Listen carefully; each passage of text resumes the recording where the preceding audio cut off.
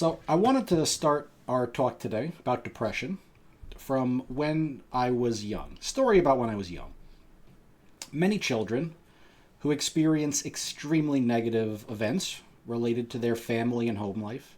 These could include things like drug problems, physical abuse, poverty, large changes to their family structure, things like divorce. Children that experience these things sometimes will run away from home. That is, they're going to physically leave their family, physically leave their house, and strike out on their own in the hopes of escaping what is a very bad situation and building something better. And in the process of doing so, in the process of running away, they often encounter a rather hostile world, and they need to do some pretty desperate and dangerous things just to survive. Running away is a very risky strategy, but it's usually one that's aimed at improving an already poor situation in life. I was not one of those children suffering from these circumstances. My family and home life growing up was, generally speaking, pretty great. Nevertheless, I did encounter some conflicts within the family, as most everybody does. And this was many, many years ago, so my memory for it is sketchy at best. For context, my age was certainly in the single digits. I don't know how deep, but I was young. But what I do recall is that after one, no doubt, very minor disagreement or argument I had with my parents about what was to be done around the house, I resolved to myself that I was going to run away from home. Now, I didn't actually run away. The thought that I was going to run away from my home, like many thoughts when you're young, left my mind within a few minutes or a few hours of it arising, because I was young and stupid and thought a bunch of silly things, as many children do. But what I can recall was the intended course of action and what its effects were going to be. That I thought I was going to gather the necessary supplies. I was basically going to venture out of my house, walk up the street to the woods, and just go stay in the woods long enough for my parents to miss me and be sad that I was gone. And surely that experience would have shown them how serious I was about whatever discussion we were having and how clearly right I must have been about the argument that was occurring. Now, while this story is particularly embarrassing and silly, as are many things that young children tend to think, it does suggest to me that even at a very young age, I had some understanding of my social value to other people. That is, other people valued my presence and other people valued my well-being. And I knew that by physically removing myself from their life, from the space they're in, I would be inflicting some costs on them. I knew that these costs could be leveraged to change their behavior and achieve my goals. And while my early attempts at leveraging this value were amateurish at best, and certainly overreactive given the situation, the framework for these things was clearly in my head from a very young age, despite no one actually having ever taught me about these things explicitly, and despite young me not consciously entertaining these ideas in these exact terms. But I understood this idea of social value to other people. So I want you to keep this tale in the back of your head for now, because that story is going to segue us nicely into the topic of depression later. And more specifically, the biological function of depression, as proposed by Edward Hagen in his 2003 paper entitled The Bargaining Model of Depression. To get a better sense for what depression is then, why it represents a biological mystery, and what functions, what ultimate adaptive functions its proximate forms might suggest, I want to begin just by defining some terms and looking at some baseline information.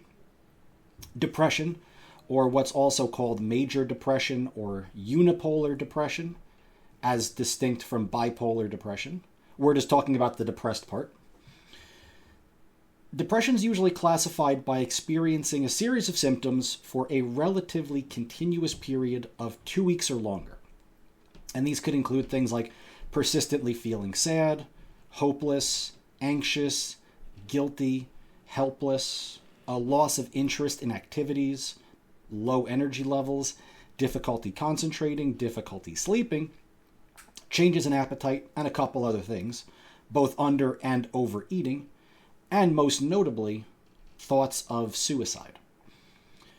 While this list of experiences and symptoms isn't quite comprehensive, and a depressed individual may or may not experience some or all of those items, the general theme running through them involves a very persistently low mood, a persistently reduced interest in doing just about anything, and a general unhappiness with life. As for its prevalence, as you can see some data here, Gallup's current numbers for depression rates, at least in the US, estimate that more than 1 in 4 Americans have been diagnosed with depression at some point in their life, and a little less than 1 in 5 are currently experiencing depression. It's a fairly common thing. And more specifically, if you break this down by sex, depression rates tend to be about 50% higher in women than men, with about 30% of women and 20% of men having been diagnosed with depression at some point in their lives. The Gallup numbers are also currently higher in younger age groups, though that's not pictured here, and they're rising faster in younger age groups than in older age groups. And these numbers hardly seem unique to the US, as similarly substantial numbers of people in other countries have reported feeling so anxious or depressed that they could not continue with their daily activities, at least for some amount of time throughout their lives. And in many cases, they're currently experiencing that. As for the causes of this depression, depression's onset is most typically seen to occur following some negative or large life events. These could include things like the endings of relationships, losses of jobs, death of loved ones, and it seems to be most commonly alleviated with changes to similar events, such as getting a new job, changes in behavioral routines, starting new relationships. And this pattern of preceding events, along with its common cross-cultural nature, you see depression in cultures all across the world is fairly common. Combine that with a lack of evidence that much of depression tends to be caused in any direct way by infectious agents or toxins or physical injuries. This suggests that at least most cases of depression don't represent, or perhaps may not represent, a true mental illness, as many people tend to conceptualize it, but rather that depression and depressive behaviors may represent the functioning of adaptive cognitive and behavioral systems, even if the functioning of those systems ends up being fairly emotionally negative, experientially negative. Now, while depression might be common in humans, to the point that it almost seems natural, for instance, you might talk to someone about your state in life and say you're depressed, and they would say, man, anyone would feel depressed when confronted with the realities of the world that way, or the level of hardship you're experiencing. It feels normal in a way. It really helps to separate our thinking of depression out from that perceived naturalness, as the behaviors that tend to be associated with depression are indeed quite strange from a biological perspective. So to try and achieve this separation, we can use this ever useful perspective of trying to think about depression in the context of non-human species first, to help us see what there is to explain and think more clearly about how we might explain it. So that is, I want you to imagine, for instance, that you were observing a species of bird or a species of fish that, following a negative life event, entered into a state of low activity, sleeping for far longer than it usually does, lost pretty much all of its interest in foraging for food, lost its interest in mating, it stopped grooming itself, which allows debris and parasites to build up on the skin of the animal. And this would all be very strange, because all these behaviors seem to cut against successfully solving adaptive problems related to maintaining or obtaining future fitness benefits. Because if the name of the game when it comes to evolution is reproduction, as it is, and all of these behaviors that the animal stops doing are things that aided in its survival, being in good condition, and mating, successfully reproducing itself, then foregoing all of those activities would seem rather counterproductive. Experiencing a negative life event, for instance, would seem like a very strange reason to stop eating, as the need for energy doesn't cease just because something bad's happened to you. And this story would get even stranger were that animal species to subsequently attempt or complete a suicide attempt, a suicide act, whether they attempted it or completed it. That is, if you imagine a fish that lost a clutch of eggs to a predator, a rather negative life event, and in despair, this fish attempts to fling itself onto dry land to suffocate. As being dead tends to be worse than being alive from a fitness perspective, active attempts at self-harm would really appear to cut against the functional predictions we would typically make of behavior. Now, not only do you see animals that are foregoing solving the typical challenges associated with life, sleeping, mating, eating, grooming, etc., but it would seem that animals are actively creating problems for themselves through attempted or achieved self-harm. All of these behaviors, which are associated with depression, seem to directly interfere with the success of solving tasks of survival and reproduction in many respects. And evolutionary reasoning would, in a rather straightforward way, suggest that over time, and perhaps not even over that much time evolutionarily speaking, the cognitive mechanisms that were generating these depressive responses would be selected out of the population. Again, imagine a species of birds. Within that bird population, just to keep this example simple, imagine there are two different types of birds. There's one that tends to respond to negative life events by not eating, not sleeping, not grooming, not mating, and even attempting or occasionally completing suicide, while the other group just got on with its life and continued to solve those adaptive problems in spite of those negative life events. It's not hard to see, in an all else equal sort of way, which group would tend to reproduce itself more often, until further populations contain no birds that evidence the depressive behaviors, and plenty of birds that just got on with life and continue to try and solve problems. Yet in humans, we regularly observe this kind of depressive behavior. And as we mentioned, it doesn't seem limited to very small percentages of the population. It doesn't seem traceable to any particular environmental insults in the form of toxins or genetic mutations or infectious agents or physical damage. Humans get depressed rather regularly, behave in all these apparently fitness-compromising ways, and as far as we can tell, the cognitive mechanisms that generate these feelings and behaviors have yet to be selected out of the population. So why is it that people continue to get depressed and enact all these fitness-reducing behavioral patterns? What might be the adaptive function of such depressive behaviors and mental states?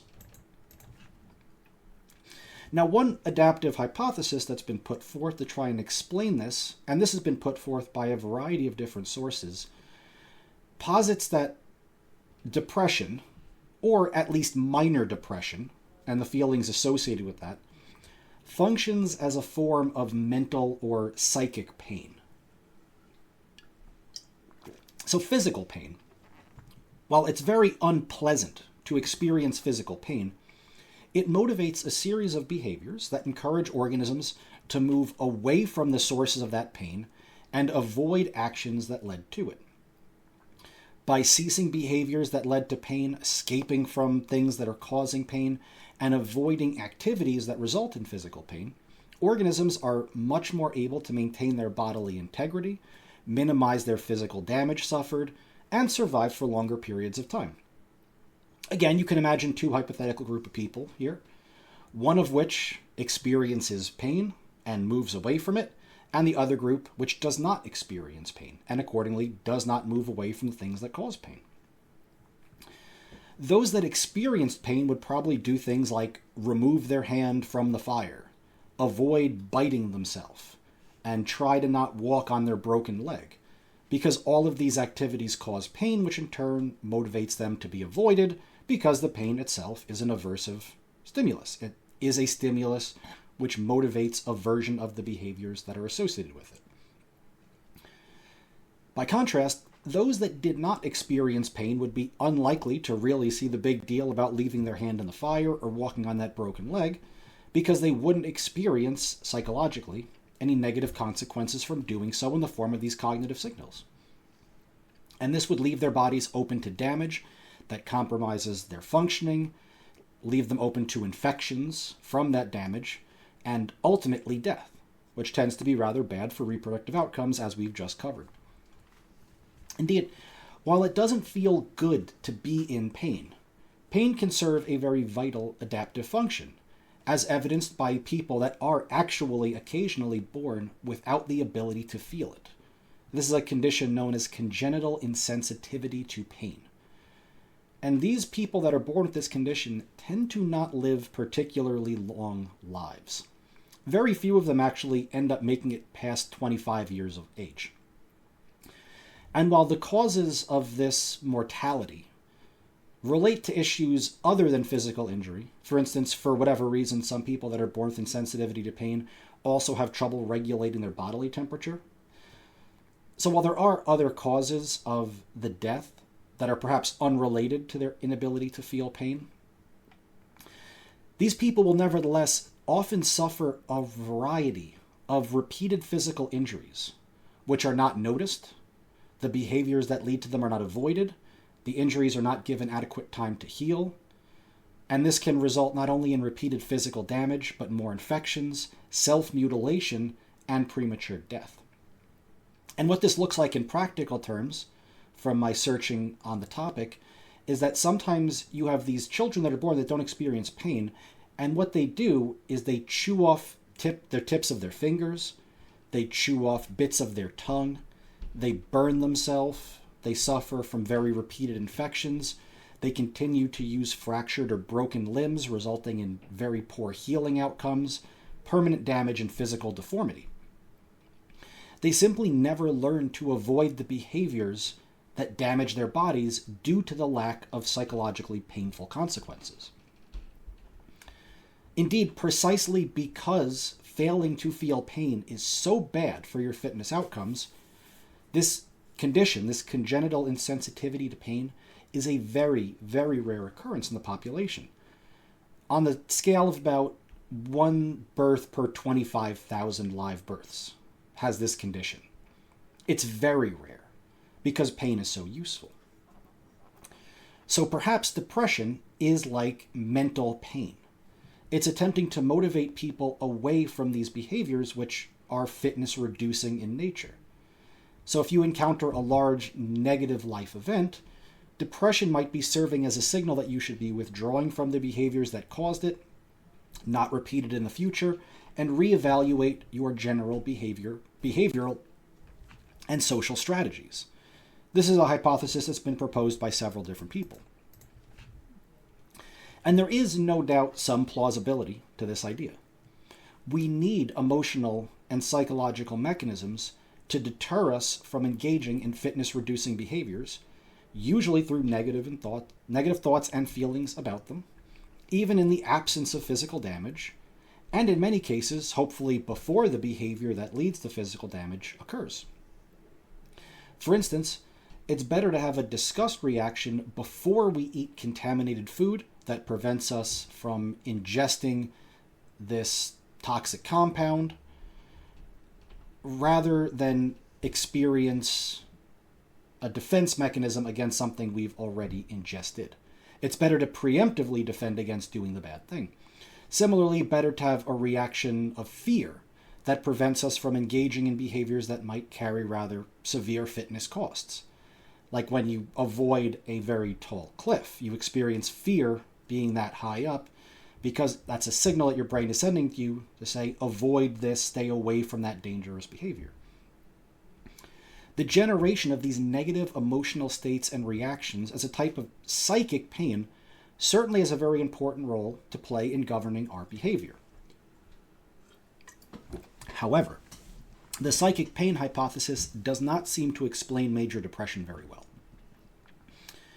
And this is because, as Hagen notes, the behaviors associated with depression, again, including the loss of interest in activities more generally, a dysregulation of sleep, loss of appetite, the loss of energy, and even suicidal thoughts all seem particularly ill-suited to solving the problems of life, especially when such thoughts are persistent for a long period of time. So to use a simple example here, to draw a parallel, let's say you've recently encountered the end of a romantic relationship. And this loss is no doubt going to inspire some negative emotions in you that motivate behaviors, and these behaviors might be aimed at winning your partner back, figuring out what went wrong in the relationship, and doing better next time. And this is whether you, of course, win your partner back or do better next time with someone else. However, it's unclear precisely how a long-term decrease in appetite, even when food is clearly available and offered to you freely, is effectively guiding your behavior towards more adaptive solutions in the domain of relationship problems. Whether the relationship is present or absent, whether your relationship is going well or poorly, you do still need to eat. And a more chronic disinterest in food seems to be a cost you're inflicting on yourself rather than a behavioral modification aimed at a solution to these long-term relationship problems. The same logic is even more confusing when considering suicide. That is, it's unclear how feelings or thoughts or deliberate attempts at self-harm help anybody solve problems of rebuilding relationships or finding future relationships, or indeed solving pretty much any problem at all. Sticking to our parallel here with physical pain, if you were to injure your leg while walking, an appropriate response is probably to experience physical pain in the injured leg more generally, experience that pain acutely when the limb is used to encourage you to keep off of it, and that pain should be targeted at the site of the injury specifically and be more intense when action is taken with that body part. It would seem a very inappropriate response to an injured leg if you felt pain all over your entire body, and you felt that pain regardless of whether you were using your leg or not. And in response to this pain in your leg, you stopped eating and even potentially engaged in further self-harm. These responses do not reflect a very tight match between the problems and solutions that evolution tends to yield in this adaptive space. Yet this inappropriate response is far more analogous to what major depression seems to be. Put bluntly, if the behaviors associated with major depression appear to be fitness-reducing in nature, and often rather general across multiple domains of life, rather than targeted at very specific problems, it doesn't seem that depression is working to actively motivate solutions to these problems, but instead motivating behaviors that, if anything, are creating more problems.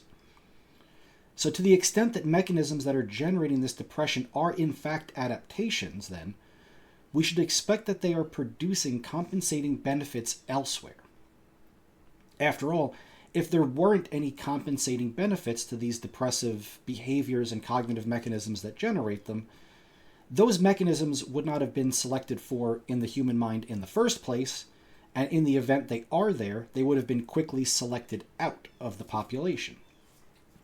But where could the hidden benefits be when it comes to these depression-related behaviors like not eating, withdrawing from others socially, and occasionally self-harm? This is where we can return to the story I told you initially, of young me throwing a tantrum and entertaining the idea of running away from home for a solid couple of minutes. As I mentioned, I knew if I was gone, my parents would miss me, and my parents would be worried. I had this intuitive sense that by depriving them of my presence, this would be inflicting a cost on them. And through that cost, they would come to realize they were wrong for whatever disagreement they had with me and be willing to give in to what were undoubtedly my unreasonable demands that I had at the time as a young child. Running away from home clearly would not have been good for me, given the hostile world out there, but it would have been bad for my parents as well, because our fitness outcomes are tied together through our genetic relatedness. In a similar example, and in fairness to me, just to show that I wasn't alone in being a dumb child, we see a similar logic play out when there are children who, in the process of throwing a tantrum, will threaten to hold their breath until they either die from not breathing or their parents give them what they want. Clearly, the child doesn't actually want to stop breathing. Indeed, you can't hold your breath until you die. You'll just pass out and start breathing again. But these children appear to at least have a vague sense that because other people value them, you can leverage that value through ostensibly harmful behaviors directed at yourself. Sure, if you're a parent, you might not want to spend the money to buy the toy for your child that's currently throwing the tantrum, the one that's threatening to hold their breath until you give them what they want. But if you want your child to be unharmed more, well, maybe you can prevent the harm from befalling your child by buying them the toy, even if that harm is one that they are inflicting upon themselves. Young children appear to understand this on some level, despite never being taught explicitly about this relationship, and they'll attempt to use this link between their survival and health prospects and their parents' value of those things. They'll try to leverage that to get what they want in a relationship. Now, Ed Hagen leverages a very similar type of argument in attempting to locate the possible fitness-enhancing effects of depression. That is, while depressive behaviors do not appear to be fitness-enhancing on the part of the depressed individual, indeed, they seem to be fitness-reducing, that can be very much the point. Depression can cause a withdrawal from social relationships and create very real threats to a person's health and well-being. Now, to the extent that other people depend on the benefits that that depressed individual provides, this can be a major problem for them as well. Hagen's view in this case is that depression can serve as a credible signal that the depressed individual is in need of additional social support to solve some problems of life, which can result in them needing to and actually being able to, whether implicitly or explicitly, renegotiate some of the social contracts that they have with others. The metaphor that Hagen uses specifically in this case is that of a labor strike. When workers feel they are undervalued at their job and working conditions aren't appropriate, they may first attempt to bring these concerns to their management and try to renegotiate the contracts or redress the issues that they're encountering. And in that sense, there is a conflict that exists between employers and employees regarding how much each party should be investing in the other within that cooperative relationship. The employee may want more money or better working conditions, while the employer probably doesn't want to pay the costs associated with those benefits. And this results in discussions and negotiations between the two parties. In the event that these negotiations are unsuccessful and the demands aren't being met or the problems aren't being assuaged, the workers may then escalate their attempts to get management to solve these problems by going on strike, which is when the workers refuse to work, sometimes in a very public manner, until demands are met and conditions improve. Here we see some nurses that are on strike looking for better working conditions because they feel understaffed, and this is leading to poor work outcomes, and they're looking to have some of that burden taken away. Because management was evidently unwilling to compromise, they stopped working and publicly stated their demands until management compromises. Now, in this case here, by not working, by going on strike, the workers are very much putting themselves at risk, because when you're not working and you're on strike, you are going to stop receiving your salary, and you also run the risk of getting permanently fired or replaced. Going on strike in that sense is going to negatively impact them. However, by not working, they are also inflicting in costs on their employers as well by not delivering the benefits they previously did. The strike, in other words, is bad for both parties. And Hagen believes that this logic can be extended into the social world as well to help explain the possible adaptive function of these cognitive mechanisms that are generating depression. That is, in many cases, as we mentioned, the onset of depression is preceded by large negative life events.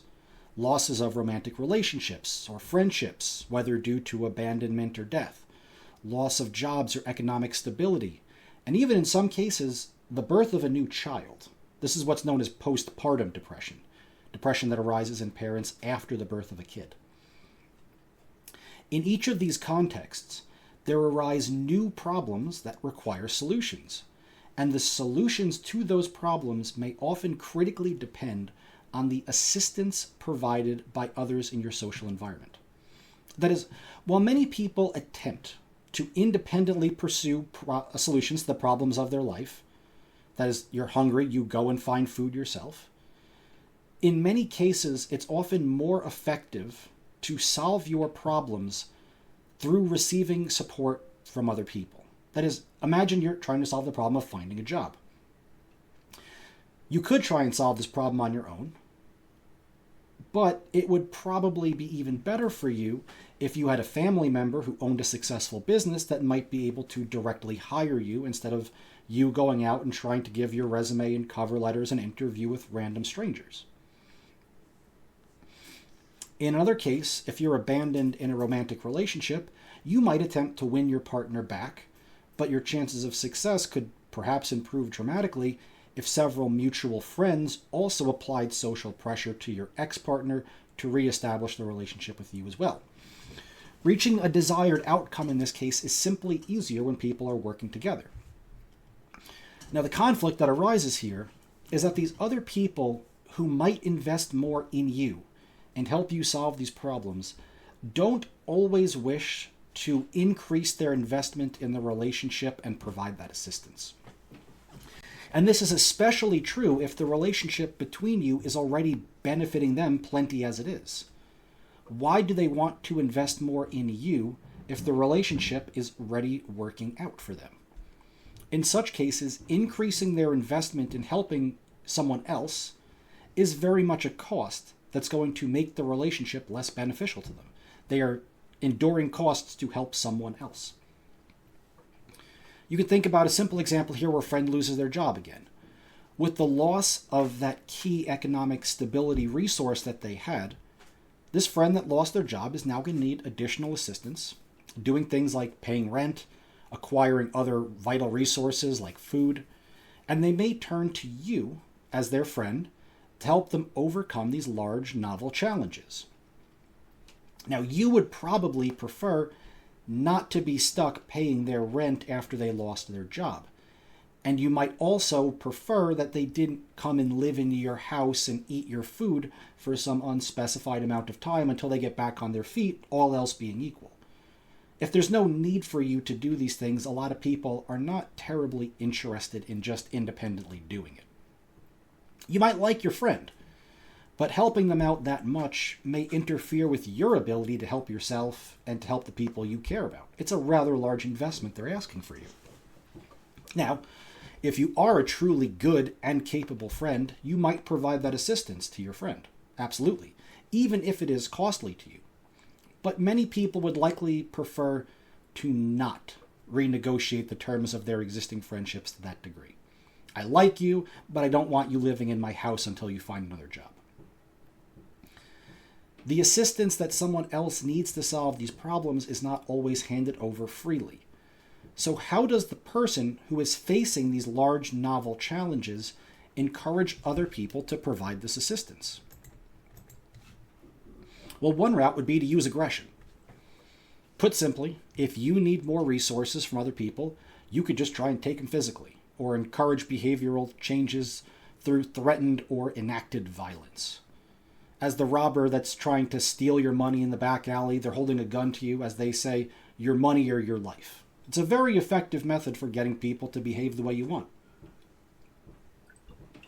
However, a major problem that arises is that aggression is not always, maybe not even often, particularly effective at compelling long-term assistance.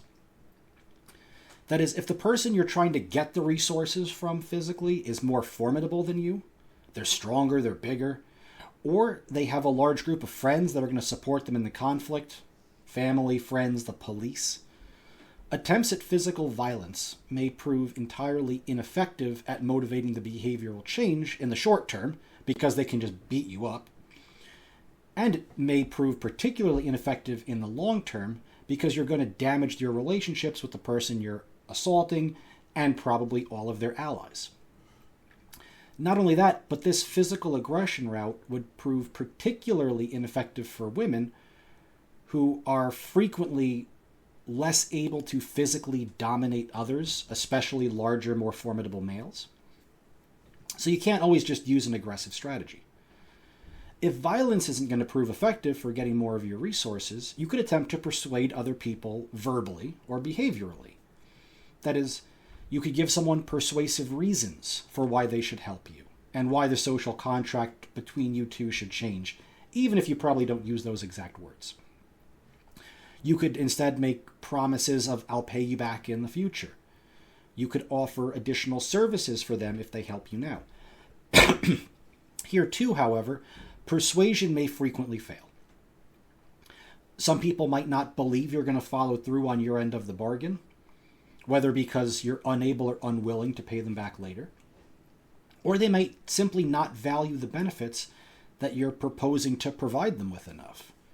That is, if you need a place to live because you lost your job, if you say, I'll come live at your apartment, but I'll clean every day, well, maybe cleaning every day isn't enough to motivate your friend to say, oh yeah, sure, come move in. It might not be enough. So another strategy then for encouraging behavioral change and getting that assistance from others would be to inflict costs on them, or perhaps more specifically, withhold valuable benefits that you were previously providing them until they give you what you need. Now, even though people may not independently wish to provide you with all this additional assistance that you want, you may be able to compel that help from them because the costs of them not providing it begin to outstrip the costs of them providing it. And this is, in essence, what adaptive benefit Hagen suggests depression is aimed at achieving. By enacting a general behavioral shutdown, again, including losses of energy, losses of interest in food, loss of interest in self-care, loss of interest in previously enjoyed activities, withdrawal socially, and even thoughts of self-harm or ending one's life, the depressed individual may be able to compel additional assistance from other people in overcoming their struggles, because if that assistance isn't provided, and you have shut down your behavior, everyone who's depending on you is going to be losing out. By you not providing those benefits, everyone that depends upon you is suffering a cost. So in that sense, depression is serving as a credible signal, a believable signal, that someone feels they are not benefiting enough from the current state of affairs to continue them. After all, it's one thing to say that you need more help from other people, but it's not always either easy for other people to believe you. There's nothing keeping those verbal signals honest. Anyone can say that for free. Perhaps you don't need more help, but you merely want more than your current share. By shutting down behaviorally in a more general and extreme fashion, you now have a more believable signal that you truly do not value the way things are working out enough to continue them. And to use Hagen words directly here, he says, according to this view, depression is an unconscious social manipulation strategy that is triggered when individuals perceive they are suffering costs that can only be eliminated by the actions of fellow group members. And this adaptive function of social bargaining that he proposes meshes extremely well with many of the proximate features of depression that we currently see. First, as we mentioned, the onset of depression is not random. Depression is more likely to be preceded by large, negative, life-changing events. And these are events that, whether it's one large event or several small events that just kind of build up, pose very serious problems, and the effective solution to this problem may require, or at least be greatly aided by, input from other people socially. These negative events effectively cause shifts in one's degree of need. However, those shifts in your need require that they be communicated to other people in a believable fashion to cause any change in their behavior and increase their investment in you. That is, social contracts and relationships are unlikely to be renegotiated unless all parties involved share an agreed upon sense that action is necessary. So if you're feeling this way, you need to communicate it to other people in a way that they are going to believe. And indeed, when it comes to depression, feelings of losing control, feelings of powerlessness, feelings of hopelessness are often going to accompany depression. Quite in line with this idea that people perceive themselves to be facing problems they cannot overcome on their own. After all, if the problems that you're facing are effectively solvable through your own efforts, then there's far less of a need to endure the costs of depression to try and recalibrate your existing relationships. You could simply get on with the business of solving your problems, and that would be that. There would be no credible need to signal to other people. Put simply, if you're hungry, you can just go eat. There's little need to try and compel somebody to come and feed you. And expanding on this point about signaling new needs, depression can arise, as we mentioned, following what represents positive life events to some people, such as the birth of a new child.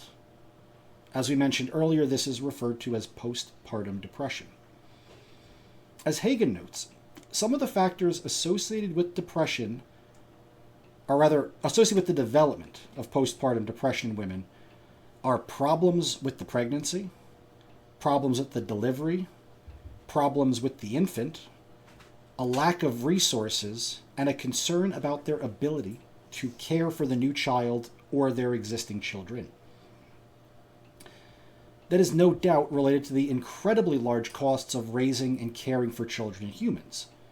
Because the costs of raising new infants are so high, we shouldn't expect that any woman, or any female in any other species for that matter, is going to universally care for all of their children equally. Every new child represents an incredible investment of resources, but not every child is equally likely to succeed later in life. And further, caring for each child can represent an opportunity cost of care not given to another child, or care not provided to other social relationships. As such, preferentially investing in some children and not others, or even the whole-scale abandonment of offspring, often becomes an adaptive strategy that many species, including humans, sometimes pursue. And this is more likely to be the case the more limited one's access to resources are. That is, the fewer resources you have, the less viable it becomes to care for this new large investment requiring child. If a mother has 2 children already, and only enough food for one of them, it would be more adaptive and wiser for that mother to allocate all of that food to one child and ensure that at least one child survived, than try to inadequately allocate the food to 2 children and ensure they both die.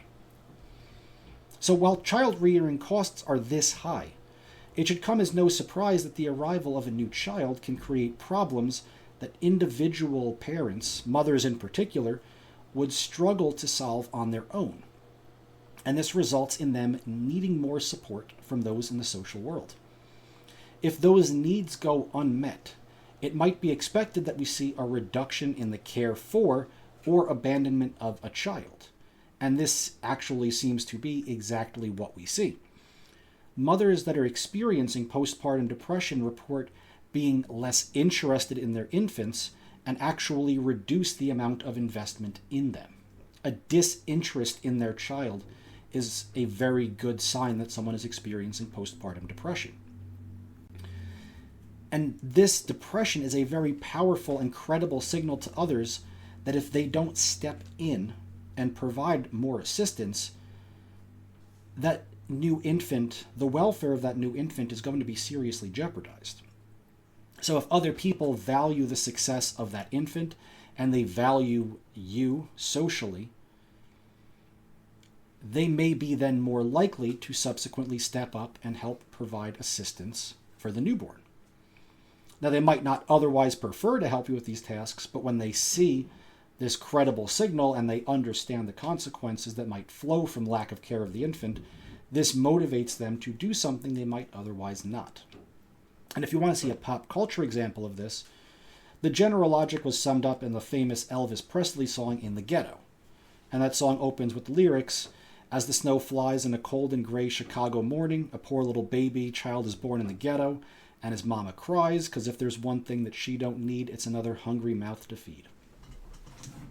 Here we see the outline of a very harsh environment, poor in resources, with the birth of a new needy infant that's ready to compete with her existing siblings for what are already extremely limited resources. I'm not going to cover all the lyrics of the song, but the general theme is that the infant isn't cared for much because the resources aren't there. It's basically left on its own to survive, which ultimately results in it attempting a risky course of action, getting aggressive, and getting itself killed. So empirically, postpartum depression does seem to point towards this function of acquiring social assistance from others. That is, according to some additional work that Hagen did in a 2002 paper, what he found is that when a spouse, male or female, was experiencing postpartum depression, the degree of that depression predicted increases in investment by the other spouse. That is, if the mother was experiencing postpartum depression, this actually predicted behavioral changes in the father providing more assistance. Further, in a 1992 paper by Campbell et al., when it came to the predictors of the remission of postpartum depression, that is, relieving it going away, the two variables that really stand out in this remission are better interactions between the depressed parent and the infant, and the amount of help that one is receiving from their spouse. In short, depression may result in receiving more help from others, and receiving more help from others seems to predict reductions in depression, which suggests the presence of a functional link. The bargaining hypothesis of depression can also explain the sex differences in the frequency of depression that we see. As we mentioned, women are about 50% more likely to suffer from depression than men, and this sex difference remains even after you control for a number of factors, such as employment status or age, any of those. Women are simply more likely to suffer from depression than men. And as Hagen outlines, there are several reasons that the depressive strategy may be more effectively utilized in women, and that could explain its increased prevalence. The first reason that women may experience depression more relates to the effectiveness of alternative strategies. That is, men are more physically formidable than women in general, and so men may be able to, and in fact are more prone to, solving social negotiations with others through physical aggression. And this is especially true in cases where a male and a female come into conflict. If a woman cannot reliably physically dominate men, then a physical strategy of conflict resolution, or even the threat of that being enacted, is unlikely to be leveraged as often simply because it's not as effective. Women have to explore other routes. They don't usually have this one to fall back on as much. But another important reason that women may enact this strategy more often concerns the effectiveness of bargaining. That is, if you want to bargain with other people effectively, you need to be able to provide them with something uniquely valuable. If people can get the things you provide them elsewhere, they may simply abandon their relationship with you rather than negotiate with you. They'll just go out and find a replacement if you're not providing sufficient benefits anymore. On the other hand, if the thing you offer to people is valuable and hard to replace, then others may tolerate a greater cost to maintain this relationship and be more willing to negotiate. For instance, again, if we consider workers going on strike, the success of that strike likely has a lot to do with how replaceable the striking workers are. That is, if just a single worker decides to go on strike, they're probably not going to get what they want because they're more replaceable than the entire workforce together. Similarly, if a low-skill worker goes on strike, they're more likely to be replaced than a worker who offers rather unique skill sets or knowledges. They are more replaceable. And finally, when workers actually do go on strike, they often make explicit efforts to ensure that they aren't replaced and seek to punish those who might replace them, who are called scabs. Scabs are people that are hired during a strike to replace the striking workers, or sometimes people that were already working there and are just not going along with the strike themselves. And so you see all of these behaviors in real-world strikes where you have collective action, unique skill sets, and punishment of alternatives. All of these things help to secure better deals in negotiations by increasing the unique, irreplaceable value people offer. So in the case of women, the limited reproductive capacity that each woman offers is uniquely her own and cannot be replaced by other women. And this is not true of males. As a classic example would go, if you had one man and he was mating with 10 women throughout a year, he could father 10 children. But if you have 10 men that are mating with a single woman, she can only become pregnant once a year, and she's probably going to end up pretty sticky. So while men can offer other valuable traits beyond their sperm, including protection and investment, those valued traits are, generally speaking, more replaceable than others. There are men who are at least as capable of offering protection and provisioning, and also your spouse doesn't need to provide this. Family, kin, friends, these can also provide protection and provisioning in relationships, at least in theory. However, the unique reproductive capacity offered by a woman cannot be replaced by another woman. As such, since women tend to offer something more uniquely valuable by virtue of their sex and the way sexual reproduction works in humans, women may be more prone to enacting depression as a strategy simply because they hold a stronger position in social negotiations. They have something more valuable. Now, on that subject of the effectiveness of negotiations, Hagen notes there's a rather important limitation that one needs to bear in mind when it comes to depression, which might further explain why people seem to enact more general behavioral shutdowns. Specifically, when depression as a strategy is utilized, the depressed individual may need to avoid taking benefits from other people to avoid punishment. Now, at first, I'm sure that sounds a little strange. Why would someone be punished for being depressed? But when you think about this in the context of cooperation more generally, it begins to make sense. So, if someone is receiving benefits from others, you are getting something from other people without providing them with a compensating benefit or meeting certain conditions. We have a label for that. It's called being a cheater, being a social cheater. And we discussed this when it came to reciprocal altruism several lectures back. A major problem that accompanies the evolution of altruistic systems is the possibility that your cooperative partner may defect on the arrangement. They may take the benefits that you provide at a cost to yourself and not be willing to provide you with benefits in turn in the future. They will just take your benefits and run. Kind of like the dine and dash people that will go to a restaurant, eat the food, and then leave before they pay. Cheaters who exploit others are regularly the target for punishment for their defection on cooperative arrangements, and they may also jeopardize their future interactions and relationships with the people they cheated. As such, if a depressed individual stopped behaving in ways that provided benefits to others, but continued to take those benefits that other people provided, they could risk being labeled a cheater or selfish. That is, just imagine someone that said they're too depressed to get up and go to work, only to spend their day off engaged with their favorite hobbies or partying with their friends. One might begin to wonder whether that person was really depressed or whether they just didn't want to go into work while still collecting a paycheck. A more thorough shutdown of behavior is required to avoid the risks that others would punish you or exit their relationship with you under the perception that you are merely exploiting them.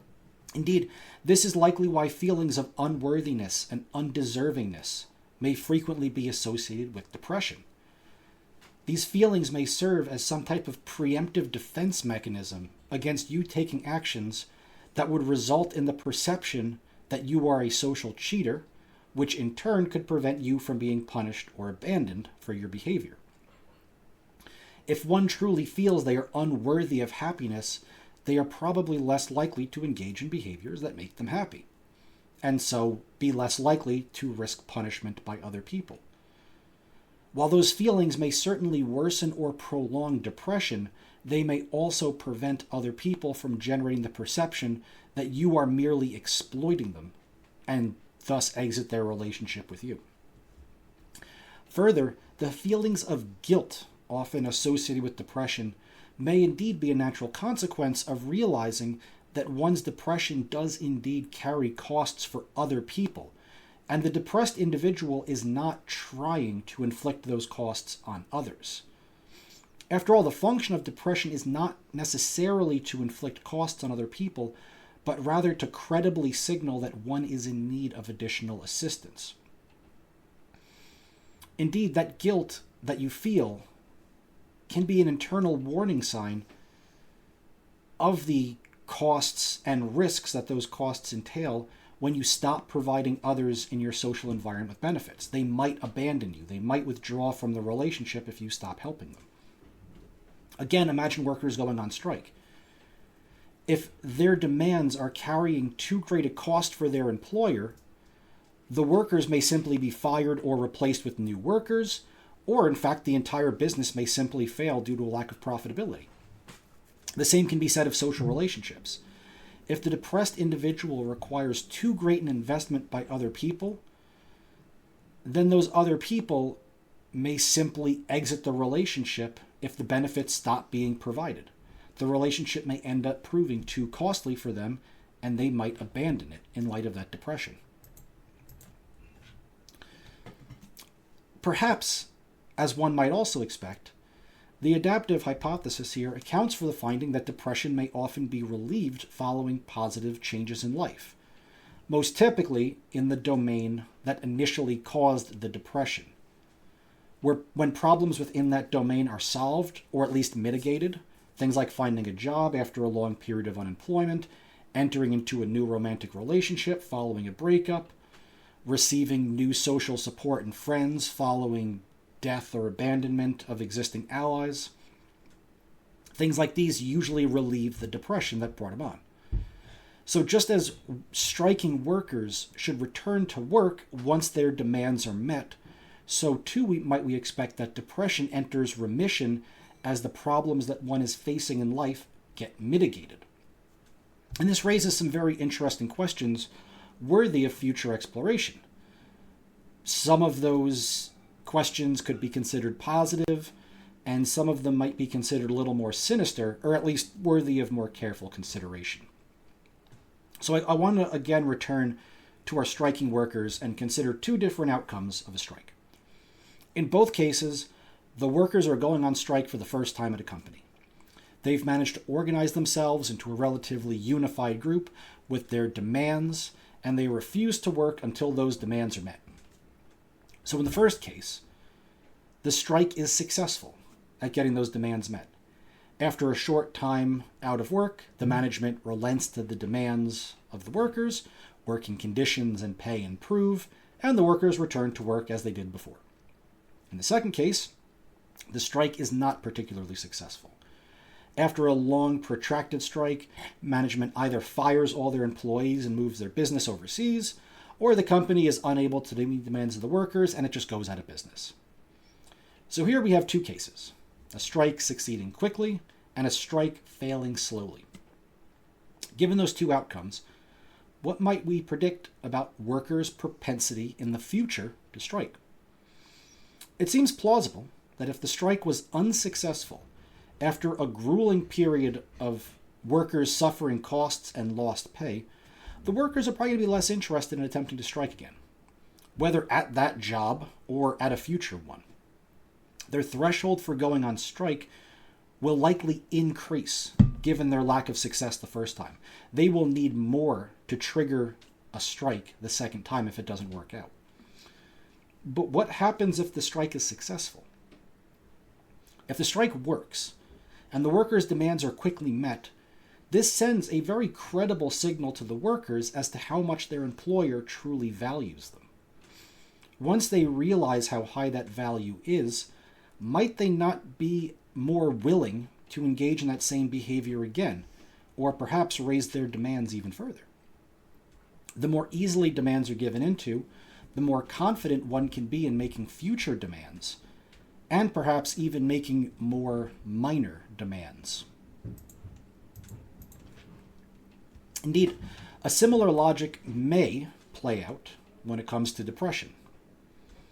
To the extent that the function of depression is based around a renegotiation of social contracts, it's possible that a, quote, successful bout of depression, success in this case being defined as a depressive episode that results in one's problems being solved or in some cases mitigated because others increase their investment in you, this could serve as a signal that depressive behaviors will also prove successful in the future. Indeed, as Hagen writes in a footnote on his paper, and this footnote is on a comment concerning how depression prompts family members to increase their tendency to offer solutions to problems in positive or neutral tones. There's a footnote that he puts by this point, which is, oddly, such responses may seem to be viewed negatively by researchers in this field because they are seen as facilitating or reinforcing depressive behaviors. End quote. There appears to be a recognition of other people of this plausible tension between acting to address a credible but transient depression and avoiding exploitation by more chronic or easily triggered depression. That is, by helping someone who is depressed, you may send the message to them that depression works. If you want help again in the future, do this again. An idea related to this point was explored by a paper by Kendler et al. In 2000, entitled Stressful Life Events and Previous Episodes in the Etiology of Major Depression in Women, an Evaluation of the Kindling Hypothesis. Kindling, in this case, what you see here, which is where you're trying to start a fire. You don't just try to light a big log on fire. You try and light very small twigs on fire because they catch more easily, and then you use the fire from the twigs to light larger sticks on fire, which then light the big logs on fire. Gives the fuel enough time to burn to catch the bigger logs. So in this paper, the researchers surveyed about 2,000 twin pairs from the Virginia Twin Registry at several time points from 1988 through 1997. And they assessed these people for their history of major depression and stressful life events. And one of their key findings was that within participants, that is, if you're looking at the same participant over time, there existed a relationship such that more depressive episodes one experienced, the more depression one experienced in the past, the more the relationship between stressful life events and subsequent depression declined. Now, I know it's a mouthful.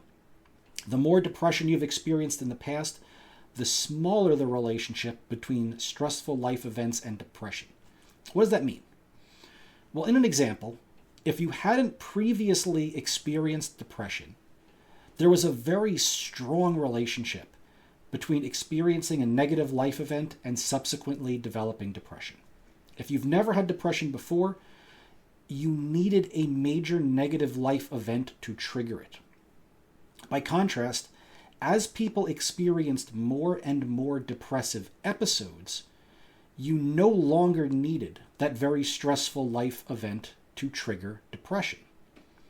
The more often you experienced depression in the past, the weaker the link became between needing a major stressful life event before depression kicked on. Depression began to kick on more and more frequently, even in the absence of major life events. And this is within participants over time, within the same participants across time periods. So one possible interpretation of this finding is that this relationship between stressful life events and depression declines as one experiences these repeated bouts of depression, because people are effectively learning that depression works for solving problems. And as such, if it works and it keeps working, they may be employed as a strategy more often precisely because it was reinforced by some positive outcomes. Now, the findings of this paper certainly do not prove that this interpretation is correct, but it is certainly an idea worth exploring further. So what does that mean, though? If that interpretation was correct, does that mean we should be ignoring depressed people and not helping them to avoid reinforcing this depressive behavior? Well, probably not. There are a few good reasons to come to the conclusion you probably don't want to behave that way. The first of these reasons is theoretical in nature. That is, if depression was purely an exploitative strategy, where people are just taking benefits from other people via this behavior and never repaying them. If depression was purely exploitative, it would be unlikely to ever have evolved. And I say that because depression frequently inflicts costs on the depressed individual first and foremost. This is the general behavioral shutdown we were discussing before. The loss of interest in activities and foods and hygiene and sex and even continuing to live. These are big costs. And these costs need to be lesser than the eventual benefits it results in them receiving from others on average in order to stick around and be selected for. So if depression was purely an exploitative strategy, there'd be very strong selection pressures against anyone ever helping a depressed person, because they would just be tossing wasted effort that's never going to come back to them into the pit. Now, in much the same way, if language, human language, if this was purely exploitative from the perspective of a speaker, and everyone was just lying about everything all the time to try and get other people to do what they want. If language was that type of exploitative, there'd be no selection pressure for receivers to ever listen to anything anyone ever says. All those false signals would just go ignored. We're only capable of being lied to in the first place because communication tends to carry many benefits worth paying attention to.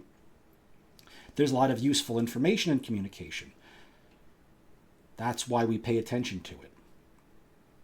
Accordingly, there needs to be this theoretical link between people suffering from depression truly needing our help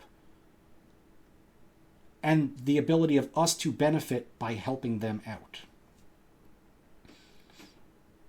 So if everyone lied all the time, if language was exploitative, there'd be no selection to listen to anything anyone ever said. If depression was just exploitative, there would be no pressure to ever help out the depressed people. So similarly, if we stick to our strike example here, sometimes working conditions at a company are truly awful, and addressing those conditions can lead to a joint benefit for both the employees and the employers. While there may be a tension between a credible communication and exploitation that piggybacks on it, that's not a reason to ignore the credible signals altogether. The second reason, of course, for not ignoring the signals of depression are escalation related. Ignoring depressed individuals does not make the depression go away, because ignoring them doesn't solve the problems that are causing it. What ignoring the depression might do, however, is make the signals that people need to send that are credible to show, yes, I really am suffering, it might need to make those signals more extreme. And this brings us to the matter of suicide. Suicide is one of the more biologically puzzling aspects of depression, for the very simple reason that being dead tends to lead to worse adaptive outcomes than being alive. For that reason, it's almost certainly the case that depression-related completed suicide is maladaptive. Indeed, I should probably be clear about this point more generally here as well. Just because the cognitive mechanisms that generate depression may be adaptations, that doesn't mean every instance of depression that they generate is going to be adaptive, just like any other output of any other mechanism we have. These adaptations exist because they were, on average, adaptive, not because they always work to achieve reproductively useful outcomes. That is, there may be contexts or medical conditions that can alter the development of, or trigger the cognitive mechanisms that generate depression inappropriately. As one example, alcohol use is believed to worsen or in some cases even cause depression over time. This could represent a case of a novel environmental variable, in this case, frequent contact with concentrated forms of alcohol, which were not a part of most of our species' evolutionary history, and this is causing a disruption in the functioning of an otherwise adaptive system, in much the same way that alcohol can damage the brain or the liver. And it's also quite likely that other environmentally novel situations may cause or worsen depression, such as, at least in America, people's habit of regularly living apart from others, be they friends or family, that they have a deep vested interest in the welfare of.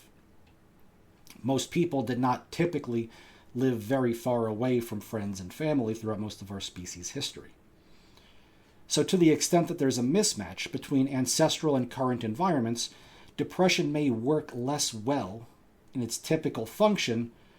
It may produce longer bouts of depression, it might produce more severe bouts of depression, and it might escalate its functioning to try and receive an appropriate response.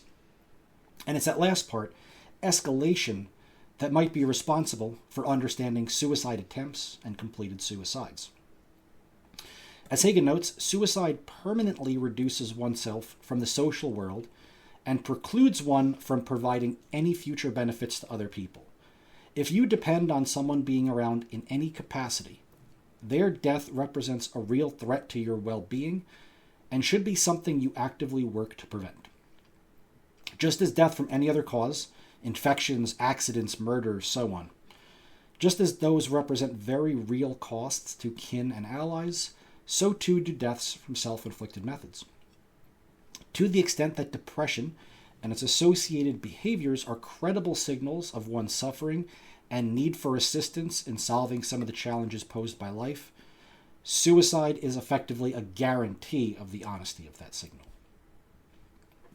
However, for suicide threats to remain credible, they must be backed up by actions that may cause seriously bodily harm or even death, at least on occasion.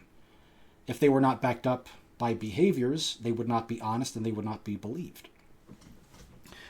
For this reason, Hagen notes that we should expect far more warnings or threats of suicide than attempts, and we should see far more attempts than completions.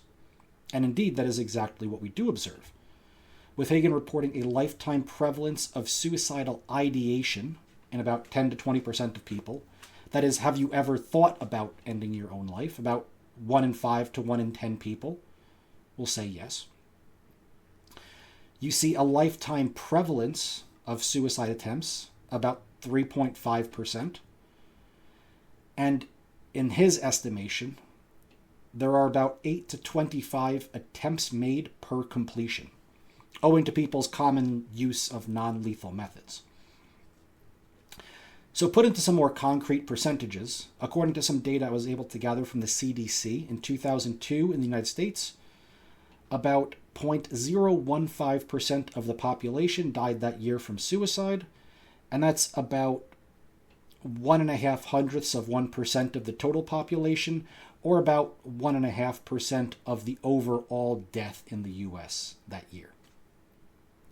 So while completed suicides may indeed be rather rare, They are by no means non-existent, and given their extreme fitness costs, we should expect there must be compensating fitness benefits to those that do not complete the act in order to maintain the credibility of the cognitive mechanism in populations over time.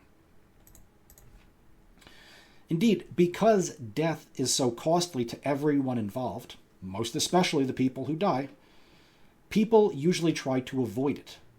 Even the people that express suicidal intentions don't often truly wish to be dead.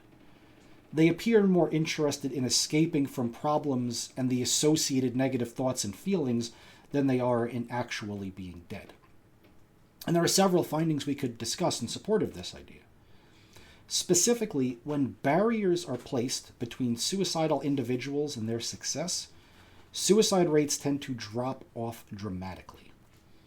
For example, we could first consider a paper published by Creetman, this is in 1976, entitled The Coal Gas Story, United Kingdom Suicide Rates from 1960 to 1971. And this paper notes that in the UK, they used to have natural gas that was provided by coal.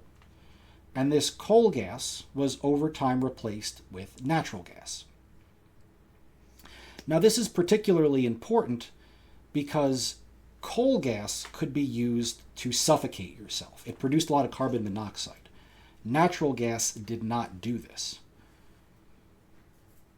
So what happened is, as natural gas was replacing coal gas in the United Kingdom, the ability for people to commit suicide via asphyxiation at home dropped off substantially. They simply couldn't do it anymore that way.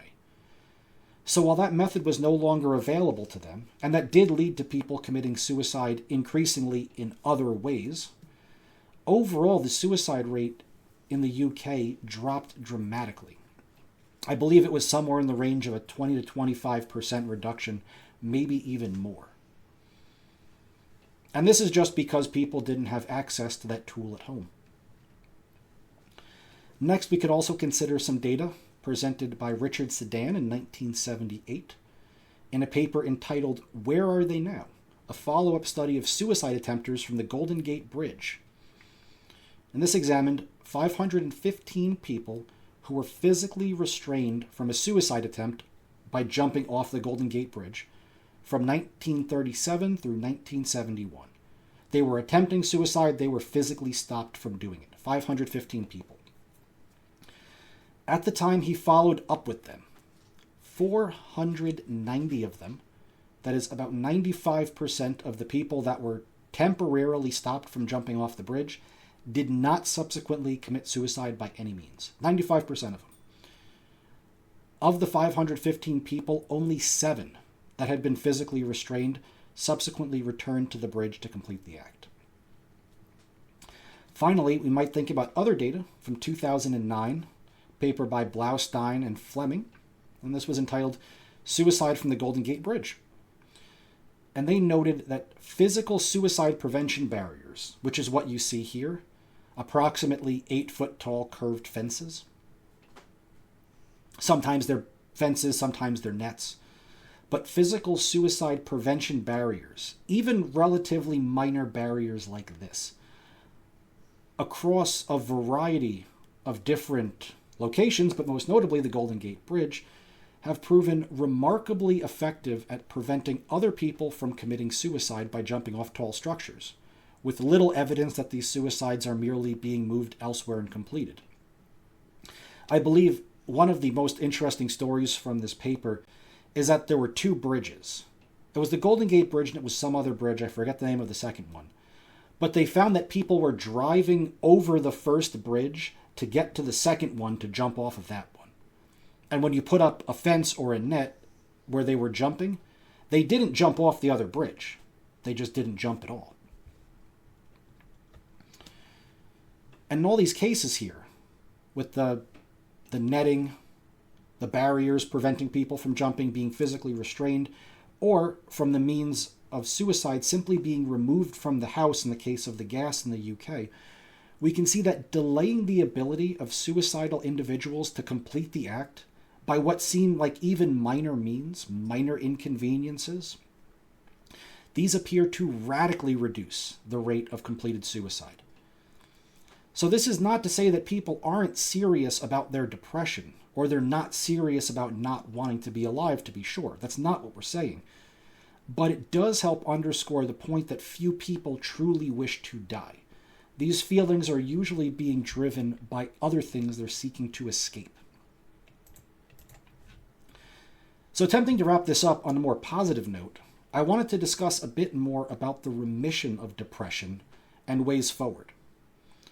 As we discussed before, Hagen notes that just as major life stressors tend to be associated with the onset of depression, major life improvements tend to be associated with the remission of depression, which is precisely what we might expect if depression is a social support recruitment strategy aimed at actually solving the problems one is facing through recruitment of other people's investment.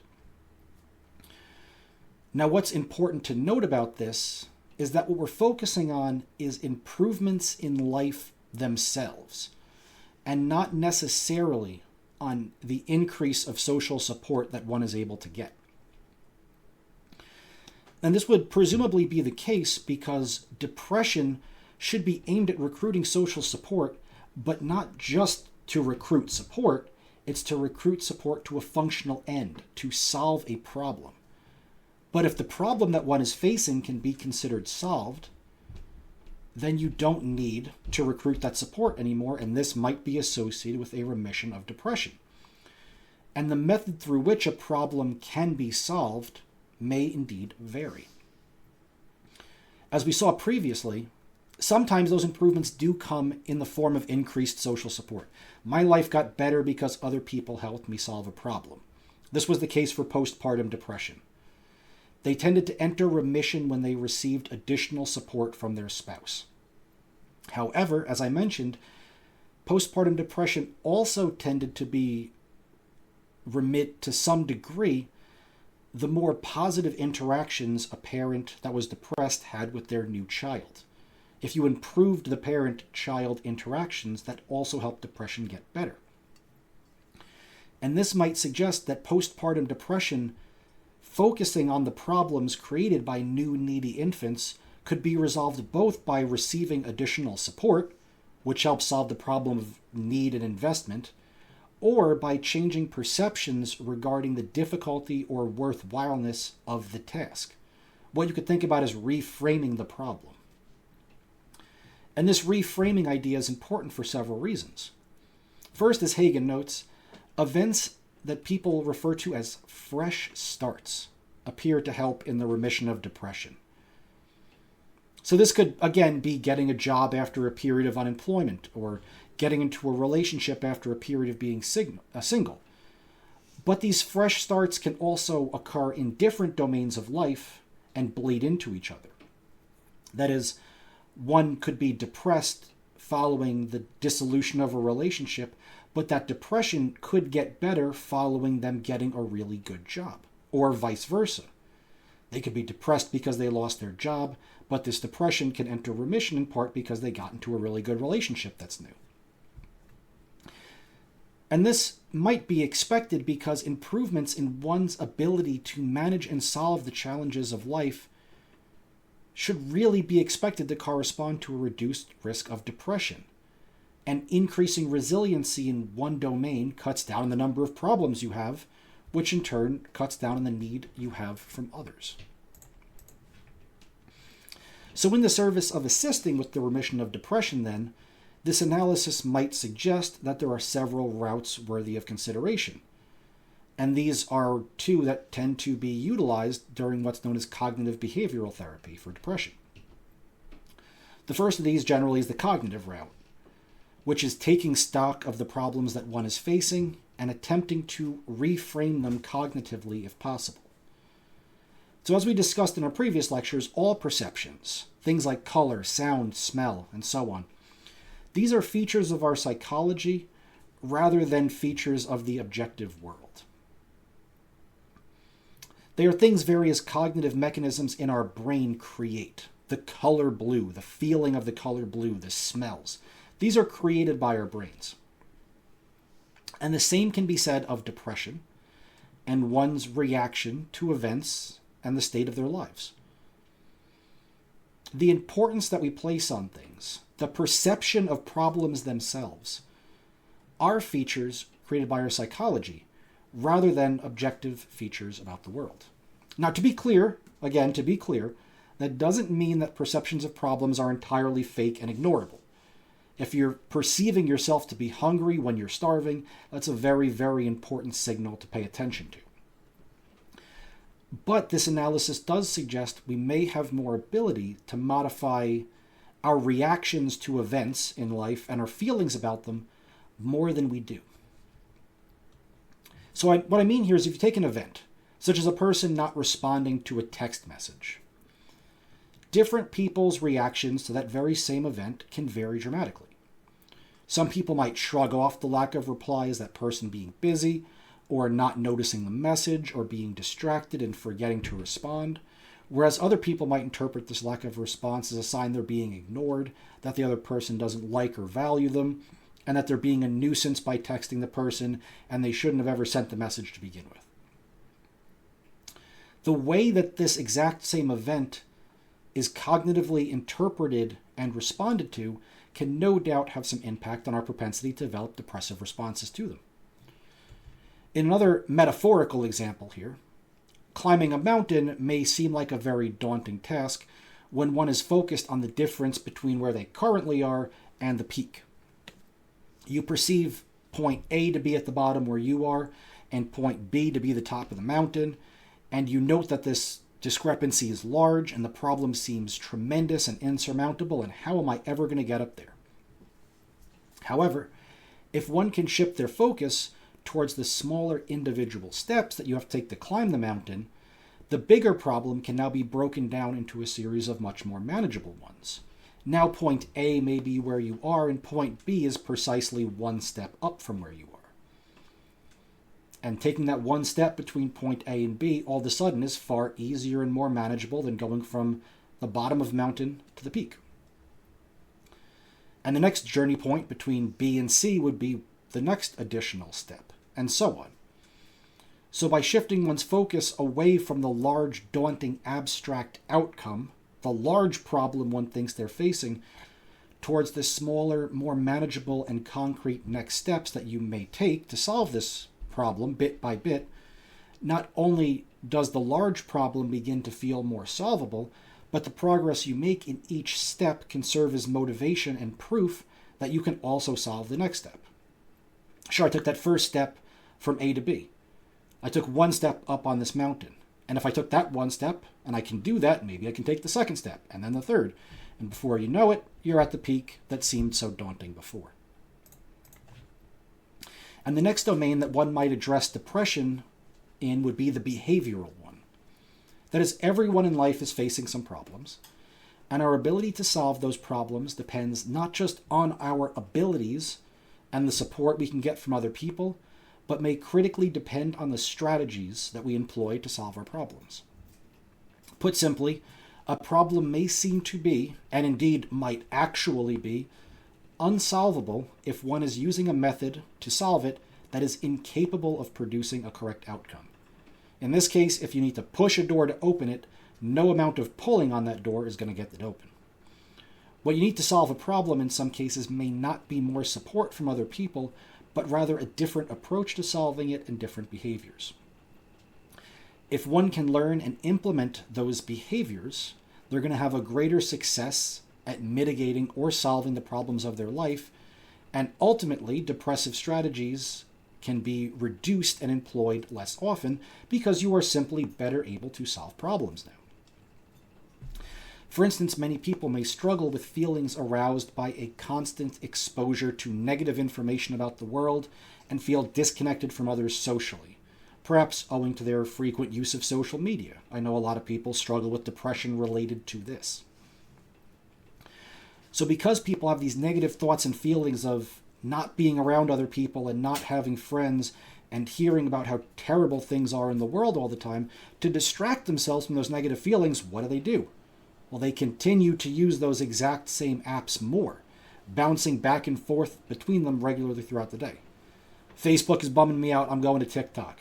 TikTok is depressing me. I'm going to Instagram. Everyone on Instagram is so pretty. This is depressing me. I want to see some cat videos on Reddit, and so on. They keep bouncing back and forth between these apps. In turn, this behavioral coping method to momentarily distract themselves might not only be ineffective at promoting other behavioral changes that might remedy these feelings of loneliness that they're feeling through self-improvement and involvement in other activities, but it may also to continue to provide avenues through which this negative information is entering their life. They continue to be on the apps that are feeding them all this negative information, then they use those apps to distract themselves and stay on there and get more of it. So not only are they not enacting the good behaviors that are going to make them feel better, but they keep exposing themselves to the same information. It's an ineffective solution to their problems. As another example that many are no doubt familiar with, people may deal with negative thoughts and feelings through the behavioral intervention of drinking alcohol, drowning your problems, which in turn, much like our last example, can both make the behavioral changes aimed at remedying the underlying causes of those negative thoughts and feelings more difficult to enact because you're drunk and you're hungover and you don't want to do it anymore. But also you can even make your depression worse through that continued consumption of alcohol and its effects on the body and its causal effects on depression. So if you're depressed and you try to distract yourself from your depression by drinking alcohol, now not only are you not solving your problems, but you may be making your problems worse, and the alcohol itself may be making you feel even worse in the future. So other methods of behavior are probably more effective at solving your problems and in turn more effective at getting your depression to enter remission. And what I'd like to emphasize in discussing these possible cognitive and behavioral routes for helping people overcome depression is twofold. First, there may be a great deal more within people's power than they give themselves credit for when it comes to solving the challenges of life and finding paths forward over and around their problems. You probably have more power to solve some things than you think you do. And that alone should probably be reason to have some hope. However, I'd also like to emphasize that those suffering depression do need real help.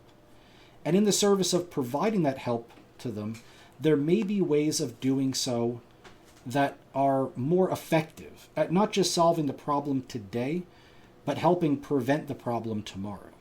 That is, if someone's having a problem with depression, maybe the best thing to do isn't to take them out drinking, and instead to help them build up more valuable tools and behaviors in other domains.